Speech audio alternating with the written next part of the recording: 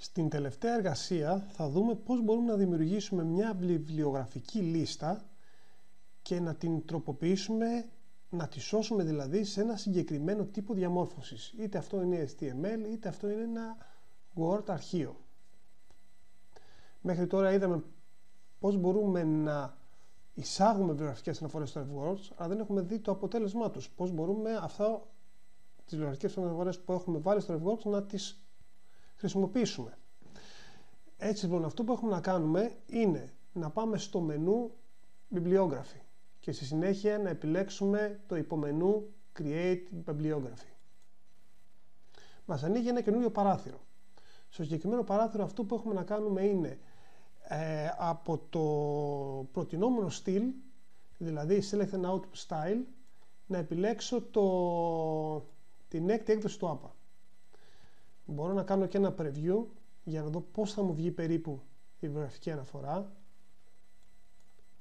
και στη συνέχεια από τον τύπο που θα σωθεί το αρχείο μπορώ να επιλέξω είτε HTML και στη συνέχεια να επιλέξω Create Bibliography, όπως θα κάνω αυτή τη στιγμή. Βλέπετε, ξεκινάει η διαδικασία και έτσι θα εμφανίζεται αν ήθελα να το σώσω online τις βιβλιογραφικές αναφορές, ή όπως λέει η εργασία να το σώσω σε ένα RTF αρχείο, σε ένα Word αρχείο δηλαδή ουσιαστικά.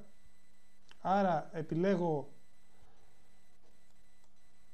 Rich Text Format, ωραία, και θέλω συγκεκριμένα να μην μου σώσει όλες τις βιβλιογραφικές αναφορές όπως έκανα προηγουμένως, αλλά θέλω να μου σώσει συγκεκριμένες βιβλιογραφικές αναφορές οι οποίες βρίσκονται στο φάκελο Technology. Αυτή τη στιγμή παίρνει, όπως βλέπετε, όλες τις βιβλιογραφικές αναφορές.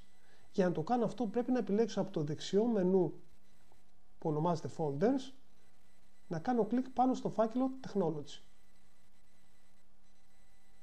Αυτόματα βλέπετε δημιουργήθηκε ένας φάκελος εδώ και εδώ μου δείχνει το Technology. Επιλέγω το Only List αφού θέλω να επιλέξω όλες τις βιβλιογραφικές αναφορές από τη λίστα και ξαναπατάω Create Bibliography. Ξεκινάει η διαδικασία και όπως βλέπετε μου κατεβαίνει ένα RTF αρχείο στα στοιχεία λήψης μου. Αν το ανοίξω αυτό το RTF αρχείο θα διαπιστώσω τις βιβλιογραφικές μου αναφορές. Το κλείνω και με αυτόν τον τρόπο μπορώ να σώσω τις βιβλιογραφικές μου αναφορές.